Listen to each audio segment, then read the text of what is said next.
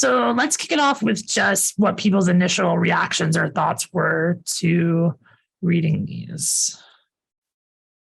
Something that stood out, maybe something that you had an aha moment or something that was memorable to you.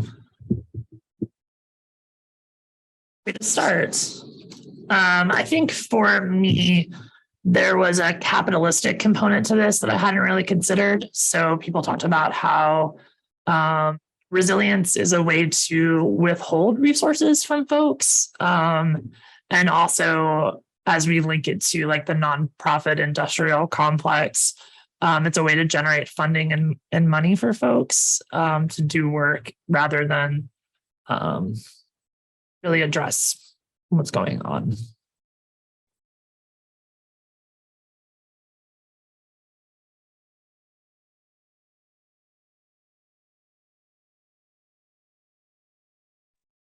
One thing that we've been talking about in a lot of my social work classes is kind of like the privilege that can come from resilience.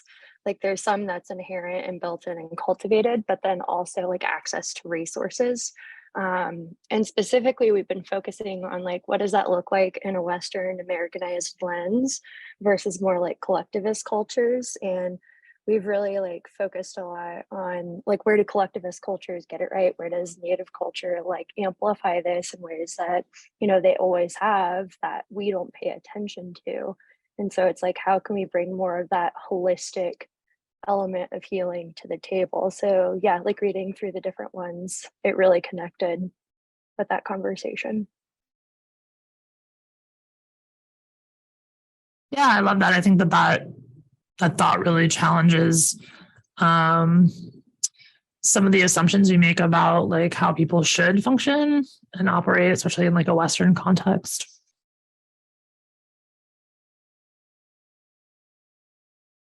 Something that stuck out to me was when it talked about how resilience doesn't address the root causes. It kind of reminded me of like discussions around trauma. Like there's always the, let's talk about this, let's talk about the issues, but there's never really the discussion that revolves around healing and how to overcome that. And I think that's just as important, because if you sit and wallow in those problems, then there's really, you either become worn down and unable to address them, or they just, you know, kind of become a part of your everyday life, and there's no like really, like you said, addressing the issue.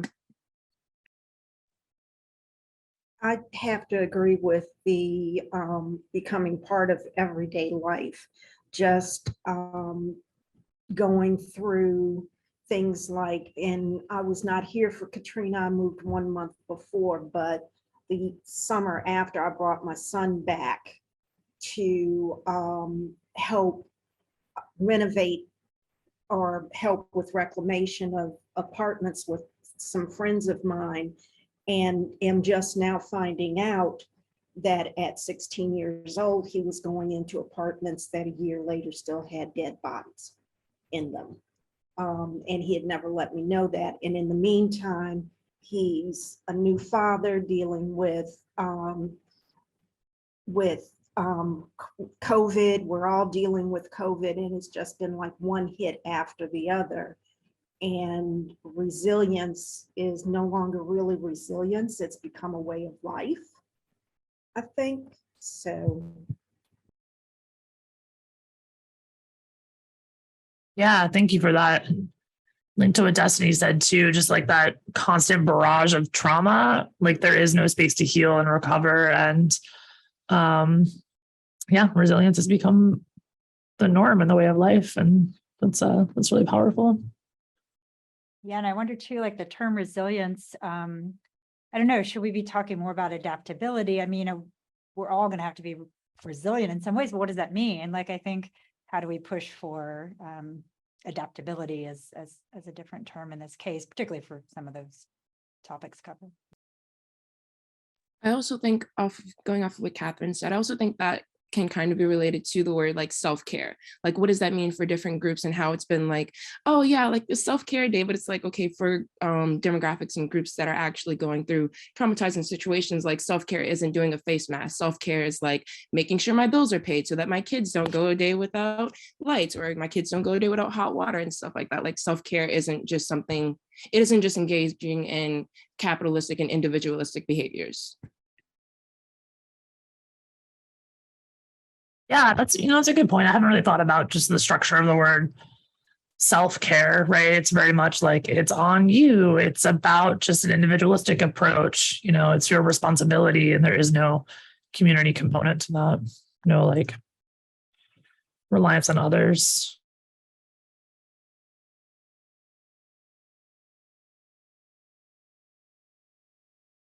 I think what stood out to me the most, I just didn't know this, is how I didn't know the history of resilience, but also I liked how they explained it. It was sort of a way for different disciplines to come together, and how we sort of agreed on this word that people, even though people all define resilience in a different way.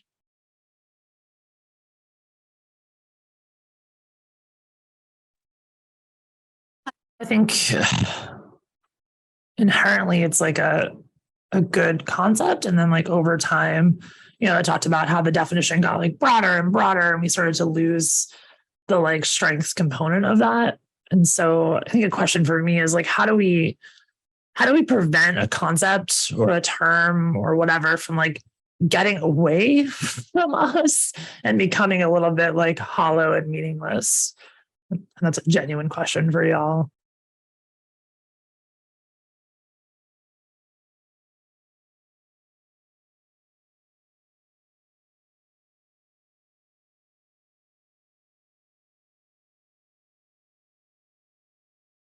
I think definitely more interdisciplinary discussion on these terms and like how we're all using it, right? It probably got away because everybody's using it in their own disciplines in a certain way, but so more spaces for that conversation to not let it get away from its roots.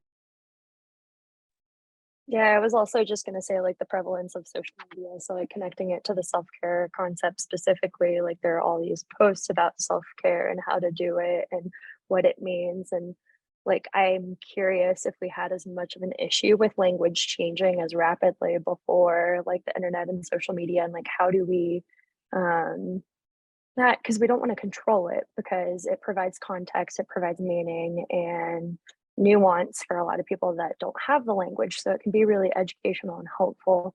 But how do we kind of keep a rein on it so that it's protected for what it is as well?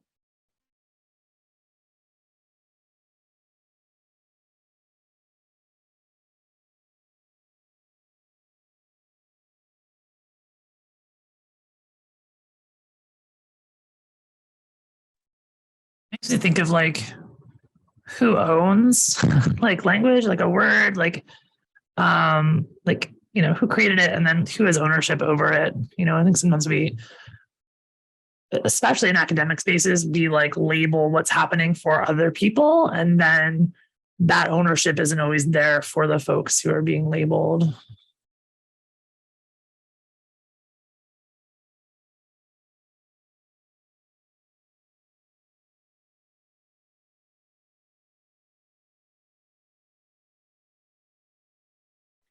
Beyond the scope of language, I thought it was interesting in the article that wasn't necessarily touched on, or just something I was thinking about as I was reading.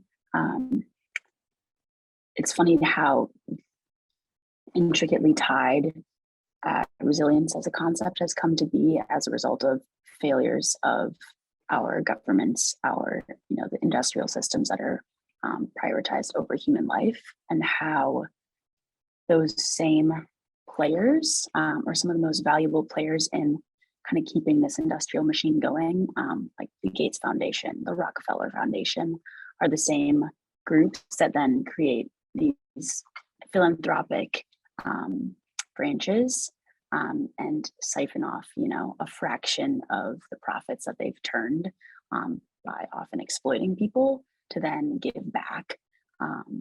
And so thinking about the reliance that groups have on both government aid as well as philanthropic aid, especially in like the global context. I know the Gates Foundation is very involved in international work. I think it's a little hypocritical that these power sources that reinforce a lot of the structures that we see and experience now are also kind of leveraging their position and kind of solidifying or kind of twisting the social perception and the language we use around these groups by kind of sliding them money and saying, I'm helping you.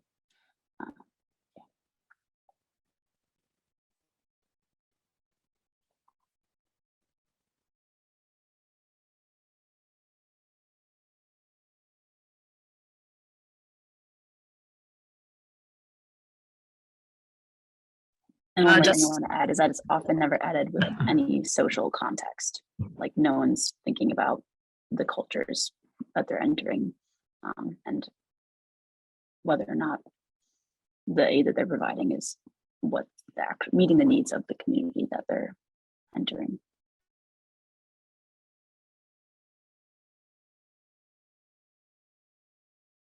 Destiny, I think you were trying to unmute and say something. Feel free to share now.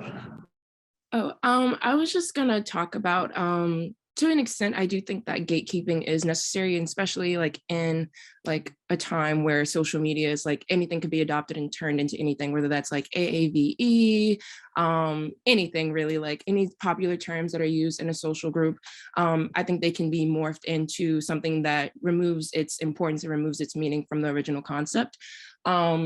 So when I like think of resilience and like how, oh, like it's not, I wouldn't call it a large movement, but I do think that, God, how do I want to word this?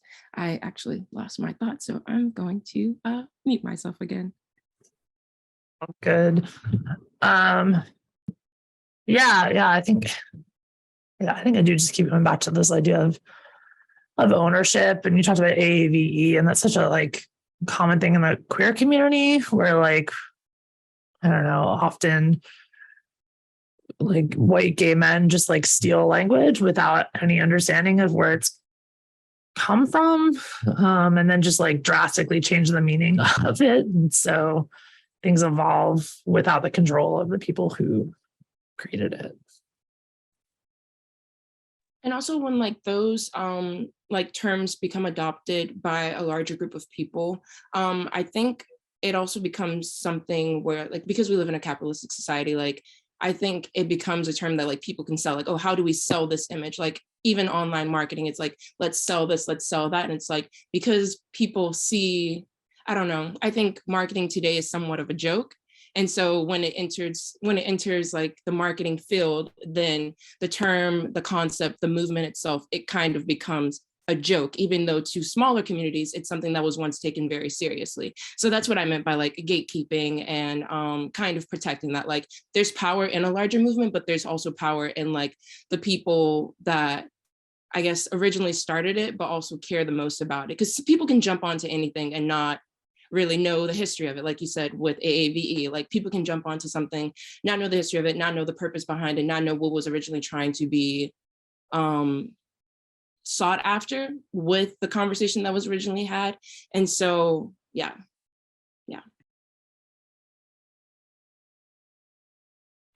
And the parallel for me here is that like I used to work in like disaster research, right? And like resilience became this term that you like had to include. Like it was a piece of every grant that you had to submit. Like it became the like buzzword coin term. And so people were like shoehorning it into any work they would do because it's where the like the money is, right? It's the concept that was being funded at that time.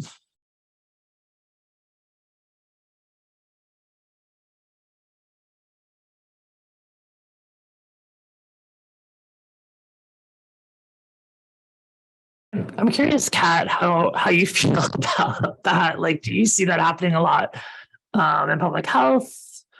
How do we get trapped in it sometimes? Yeah, for everything, part of our own industrial complex here in the academy and for research. And yeah, I agree for many words and terms. And, and then it changes, right? Like, I mean, syndemics was big at one point, and now thankfully the push is again away from syndemics, and again not thinking about the impact on the individual, but what's producing these syndemics, right? Looking at the power structures that are at play. But yeah, definitely common. And sadly, a lot of researchers and CBOs, NGOs are beholden to stay alive with funding. So yeah, they all use disaster resilience, right? They all use the term to get the money to survive, which is just a loop.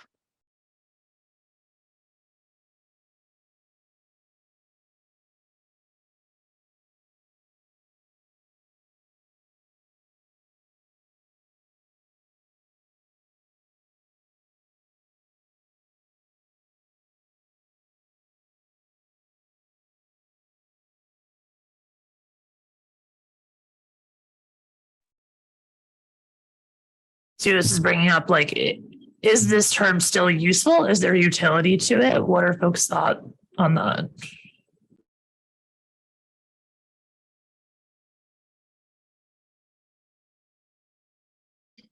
I like what Kat was saying earlier of should we be using adaptability? And I do think that, and the article sort of mentioned, if we say what it actually is, that would be more helpful. And so I think that I don't have an answer, but I do think saying what it actually is would be more helpful, or at least defining it when you're entering a space.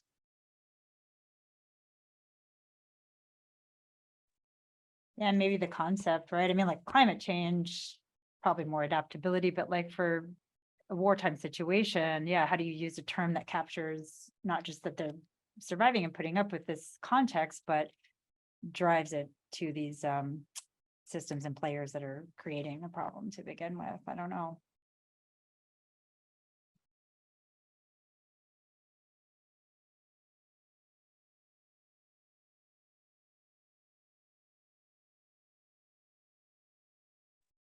One thing I'm chewing on right now is just kind of like there's a concept between like the act of resilience and the actions that come with like being resilient, and what does that look like versus feeling resilient. And so, yeah, I would be curious, like as reframing, I don't know where I land on that yet because it's a fresh thought, but kind of what does the embodiment of resilience look like versus the practicality of it, and how can we further kind of that narrative?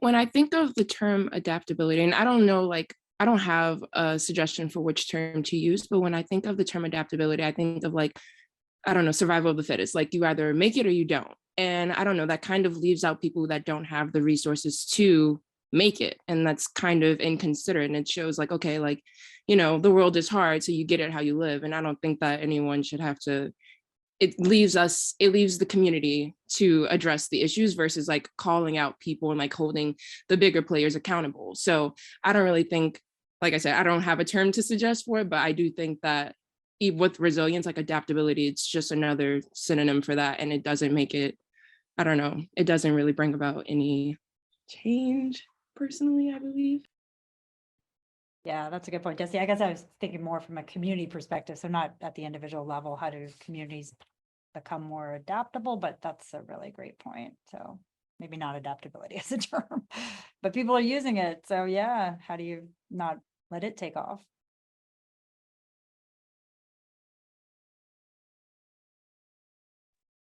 Yeah, there's a quote in the like blog post one that was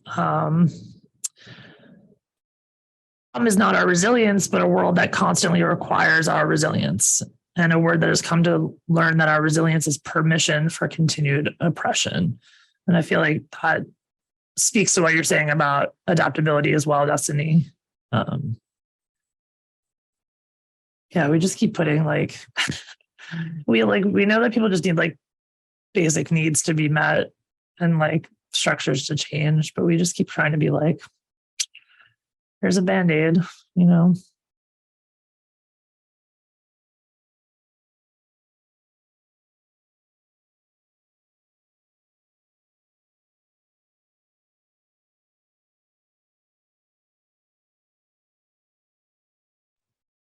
So I just looked at the definition of resilience, and I think in looking at it, what I realized in the last few years has been bothering me regarding that word is that it's, for instance, one of the definitions is the ability of a substance or object to spring back into shape, elasticity.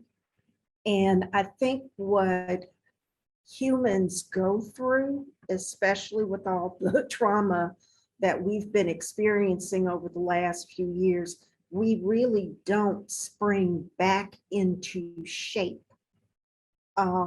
We may have some elasticity, but we change, we grow, and we don't always recover in the way that, or continue in the way that we would have had that not happen, but we grow and learn from it. And I think kind of we've taken, that word really doesn't fit what we've been going through, is what I'm seeing.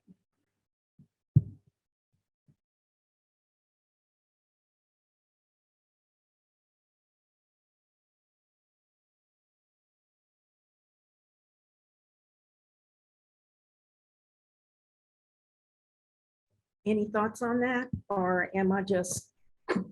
I definitely agree, Sharon. I mean, I think it's not like elasticity kind of suggests that, you know, you're moving back into the exact same shape that you were. And like, that would suggest that people aren't, you know, learning or changing, or I know we don't want to use adaptable, but like forming to fit what has happened to them, whether that's you know, a bruise that they're taking on or a trigger that they have moving forward. It's not the correct definition in what's happening as like bad things are happening to people or good things, you know?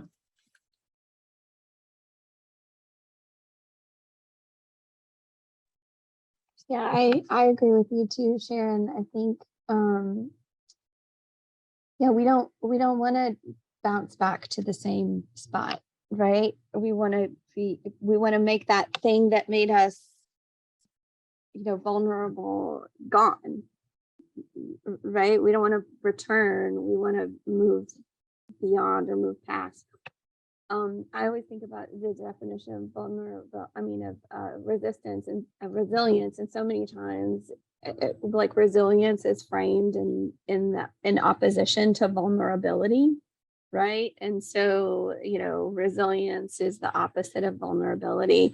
But, you know, in alignment with what everybody is saying, I really want to think about resilience is the absence of vulnerability, right? Where vulnerability doesn't exist so that we don't need resilience, right? And that's kind of, you know, I feel like aligns with a lot of what folks are saying, is that we wouldn't need to be resilient if the systems and structures of the world were resilient, and people wouldn't have to be resilient if our structures and infrastructures were resilient.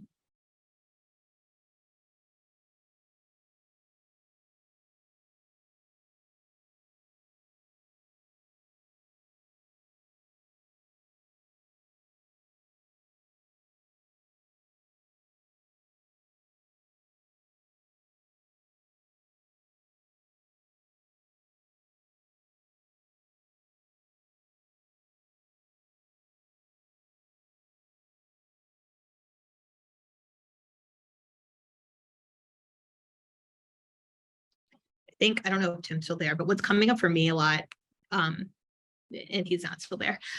What's coming up for me a lot is how is Tulane being in New Orleans and constantly, New Orleans is resilient in this term that's being thrown around all the time. How's Tulane sort of perpetuating that? And I know that there are a lot of faculty that do research around resiliency. And I'm sure that, I'm just curious, that's just on my mind and I don't know enough about it, but it's what I'm thinking about a lot of how are we sort of contributing to this idea in a harmful way?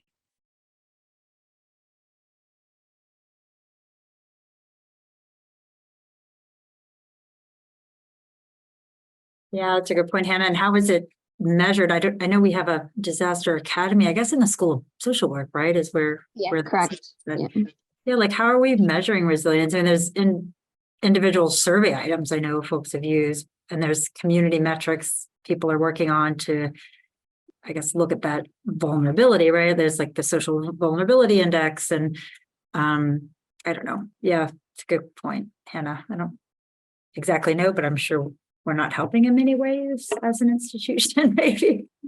Or science, right? And then who's coming up with these measures, right? Like even an individual measure of resilience, you ask people in a survey, who was it developed by? Yeah. Well, and Catherine, I think you hit on a really good point of how, especially because I feel like resilience is so much how we make meaning of the things that happen to us and then make sense of that, rewrite the story and move forward in whatever respect.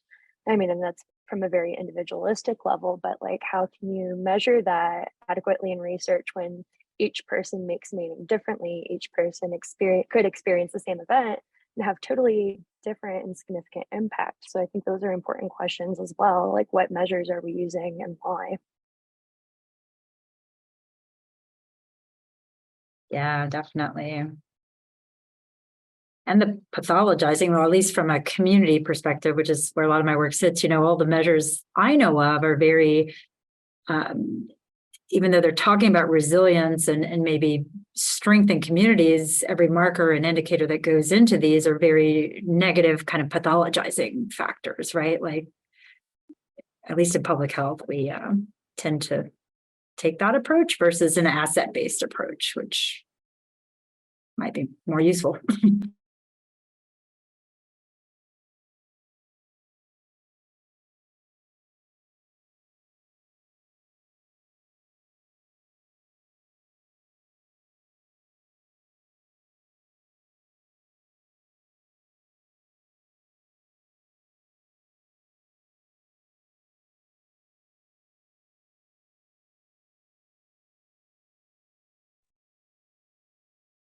I lost the thread a little bit when my Zoom crashed, but I did want to say that idea of people don't bounce back to where they are is, I think, really important. And I remember I was in a research study that was studying traumatic growth, which I kind of hated, where it was a combination of that idea that you build resilience and therefore you gain something from the process of experiencing a trauma. And I understood the core idea of that. Yeah, it can be a little bit dehumanizing in a way, I think.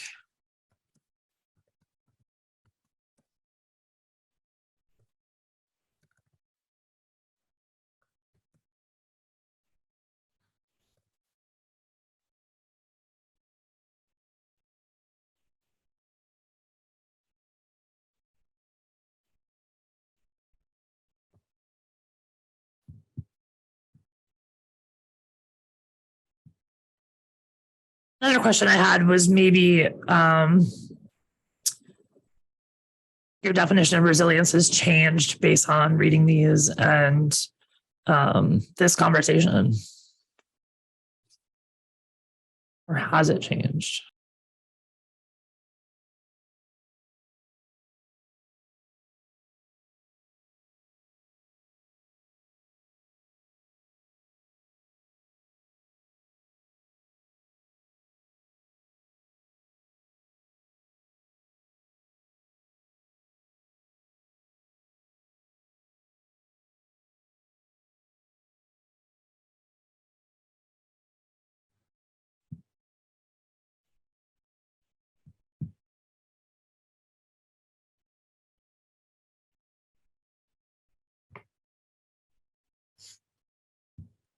For me, I think it has changed in that prior to now, it was more of a buzzword as well as, oh, they just mean adaptability. But now after sitting with all of you, this is much more serious to me than just a buzzword.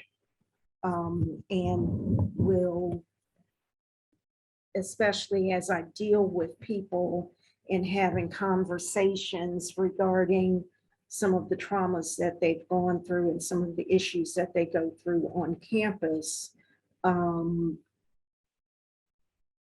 that will be something that I will probably look at more deeply than what I have in the past. If that makes sense.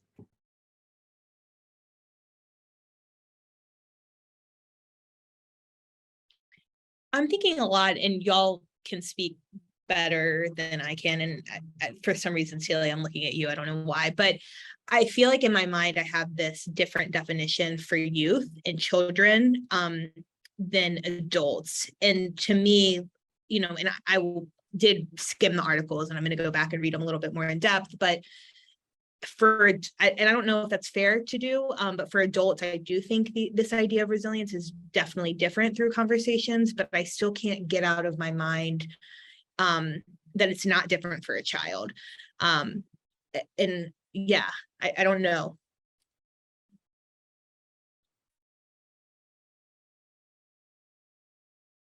Yeah, I think you hit on a really important point with that, because regardless of age, like resilience factors are hard, but at least developmentally, when an adult experiences something, they have a baseline of skills usually to be able to navigate that semi-independently, and they have the advocacy to be able to invite others into that space as well, versus like a 5-year-old, they don't have context and their meaning making, like there's so much there. And then thinking, yeah, like teens, like they're kind of in that in between where it's like they have some skills, but they're still developing many. And so how I really appreciate that emphasis on how do we define resilience among the ages. Because I think coming from education too, as a high school teacher, like I heard, oh, well, like we need to make our kids resilient and like just build up these skills. And it's like, it's not that easy. So thank you for bringing that up. Yeah, I'll piggyback off that and say, I think a similarity between the two is that the onus is placed on the individual to deal with whatever the cards that are dealt to them. But with children, they don't have the same developmental trajectory that they've been through emotionally, to, you know, have some of those tools to know how to process what cards they are dealt at any given point. And yeah, I guess especially in an educational context and also within the home, I think there's a lack of emphasis on having conversations with kids and adolescents on how to manage those cards when they are dealt to you. And I know efforts are, of course, made in schools in different ways, in different contexts, but especially when you're, you know, receiving that information around peers, it's hard to necessarily always take that seriously or really grasp how serious the matter is. And that's also not necessarily the responsibility of the child either, because they're kids.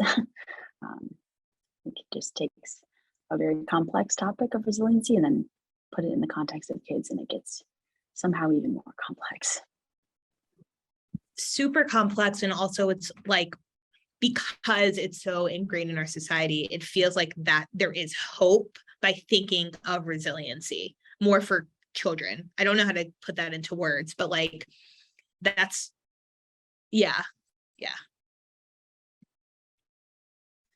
Yeah, I get what you're saying about how plastic the brain is. And so even if a child um, is exposed to adverse experiences or some sort of traumatic event, while the brain is still growing and developing, there is the ability to intervene and, kind of build back. I guess the concept of elasticity, actually, children have a greater cognitive ability to bounce back from those events.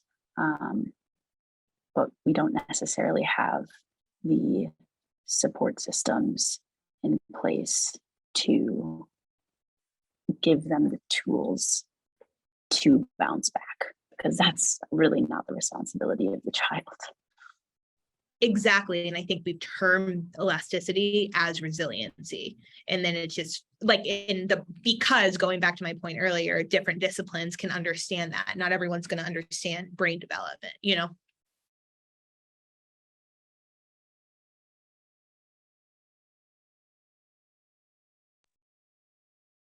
About, Destiny brought up earlier the idea of like healing from like a community lens. And I think we have like adults who have experienced trauma and are being told that they have to be resilient. And then they're also like putting that on children, right? So we kind of have this cycle of no one being healed, right? And everyone just kind of like toughening up. And it kind of reminds me of like the pull yourself up by your bootstraps kind of concept, just kind of pushing everything together. Yeah, I think there's also a gendered lens that really applies with this when you think about living in a country like we do, where obviously boys and girls are treated differently, and much less anyone that does not, see themselves as either. And so I'm really thinking about boys in New Orleans in particular, and how they're treated differently, and there's just a greater expectation, there's a greater burden on them to deal with whatever they experience growing up. And there being such a difference within their peer groups, in their family systems, in their community systems. And that's everywhere across the country, where there's just less dialogue from childhood to build in those skills and normalizing things not being okay, and like not having to push that down or pretend like it didn't happen, or any other reaction that is handled differently depending on what gender you're assigned at birth.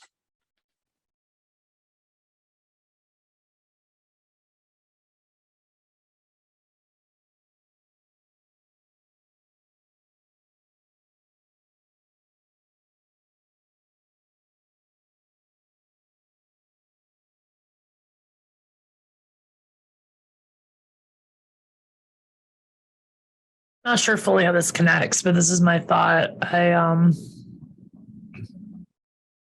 remember I met this woman who was a German immigrant to the US. And she was very upset about like the current state of immigration in the United States, and the pushes to sort of make that process easier. And her logic behind that was like, I had to go through so many steps and so many barriers and issues. Like I had to really, it took so long and there's so much I had to do. Therefore, everyone should have to do that. Like, because I suffered and experienced this thing, that's the way that it is. And it shouldn't be easier for folks. And I feel like we're hearing that with like student loan forgiveness too. Like, I already paid off my student loans. I can do it. Why can't you? When I don't, like, none of this is a level playing field, right? Like, especially when you think about gender differences and the way racism is integrated into society. Like, my ability to navigate the world is not the same as anybody else's. And so resilience becomes this blanket term and these components that that really does miss that individual nuance. Hurt people, you know what I mean?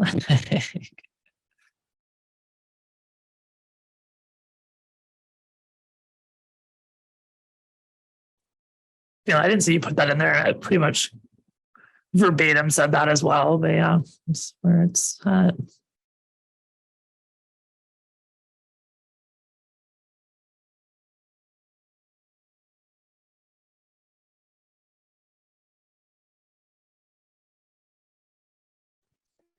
That gets an idea we've been talking about, how resilience can be kind of misconstrued. I think experiences like that, where everyone should struggle the way I struggled.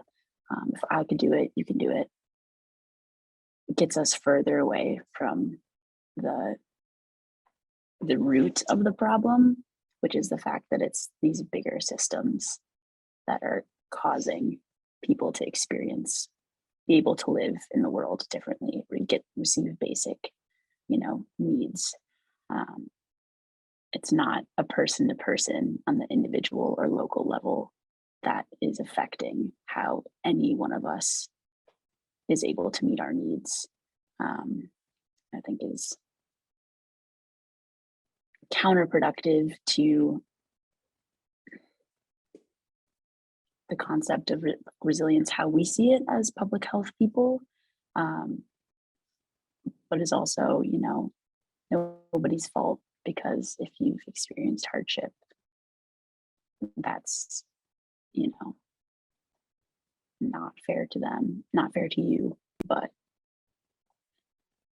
I think what they talked about in the blog post about in the words of Neil Lawson, what was done was papering over the cracks, leading to those cracks getting bigger and bigger because you're only addressing symptoms. I think dialogue around resilience can kind of be like a me versus him, me versus whoever, person to person, getting at that papering rather than taking a step back and saying, well, why wasn't I able to, why did I have to repay my loans in the first place? Like it's the roots that are, creating these persistent issues. And it's not fair that some people have it easier than others, and that things change over time with government policies. Like if we prioritized basic human needs, it wouldn't be an issue.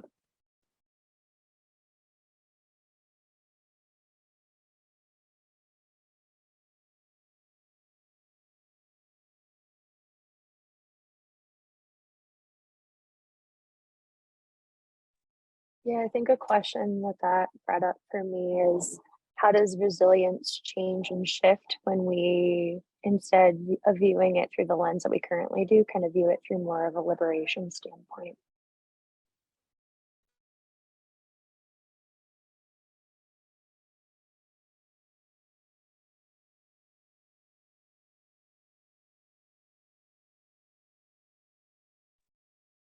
Yeah, it's interesting because I'm a graduate of social work as well, and there was a huge emphasis on like strengths-based work, right? Looking at people's strengths and I almost feel like that's what resilience was attempting to do, is be like strengths-based and positive. This is what people have. But when we're being critical of systems and working towards like emancipation, liberation, we do really have to sit with vulnerabilities and what's not working. We really have to take stock of that, dismantle a lot of systems that are inequitable in that way. I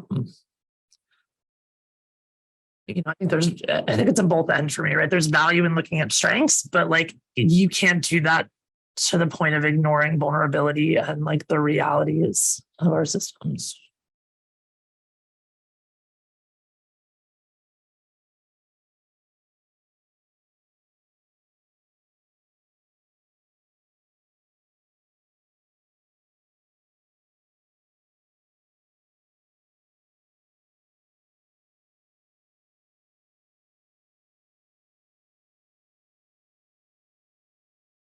Thanks, Celia. And I'm recognizing our time. So any final thoughts anyone has, any closing thoughts that they want to share?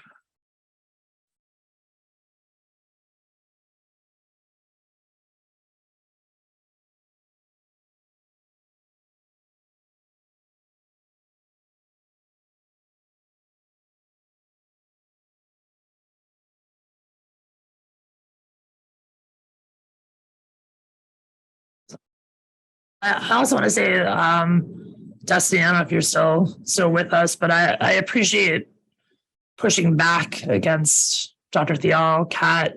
Just I think this part of what I want this space to be is to try to equalize things a little bit.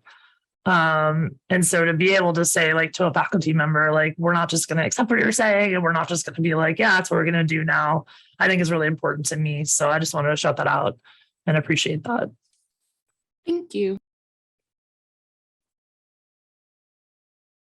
I only had one question. So when I was reading the blog post about the romanticization of resilience, when I think of romanticizing something, I think of like you are putting this issue on the pedestal that it doesn't deserve because of self-esteem related issues. And I think about like how when I think of community, I think of it as a place of refuge. Like you can't just rely on yourself and like leave it all up to the individual to resolve something, but it's that at some point the community can no longer be a place of refuge when there are larger institutions impacting the community itself. So or if anyone has any suggestions or like any answers to this question, like how does the community overcome like being stuck in it's just us, like we have to focus on ourselves, centered on a small group? Because I do think that like there is power in numbers, but I also think, like I said earlier, that there is also power in a small group that holds that passion and also gatekeeps, certain things, certain issues and certain thoughts. But how does how does a small group recognize their self-worth in a world or in a position where bigger players are constantly bringing them down? I guess in simple terms, I can't really word it how I want to, sorry. No, it's great. It's a really good question. And I think for me, like there's less of an emphasis on joy than there could be in spaces, right? And so that's not saying like everything's great and fine. It's just like to do this work and to like fight to equalize things, there needs to be an element of like joy and togetherness in that. And also like, how can we build connections between communities to sort of take down what the real problems are? Like these systems were constructed, there are like architects behind the world we're living in, and it's designed to be divisive. Those are my 2 cents, like when we're organizing, building bridges that way, and also finding joy even when shit's bad.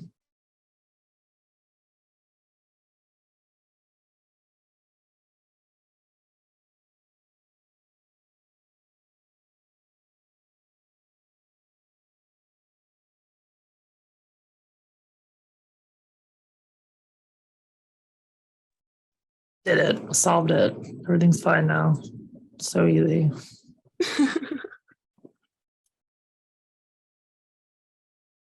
All right, well, we are at time. I appreciate y'all so much for being here with this discussion. I'm putting the link to our webpage where we have 2 more of these scheduled for the year. In October, we're talking about systemic racism and modern violence and how redlining has played a factor in that. So really looking at these historical contexts. We're also looking for suggestions of topics you want to see in the future. And if anyone's interested in co-facilitating one of these, I think it would be much stronger if we had 2 folks leading these discussions and sort of keeping things moving. So definitely check out new ones. You can email any feedback or suggestions to vpi@tulane.edu. And we'll receive that there. And I look forward to talking with you all more soon. Thanks.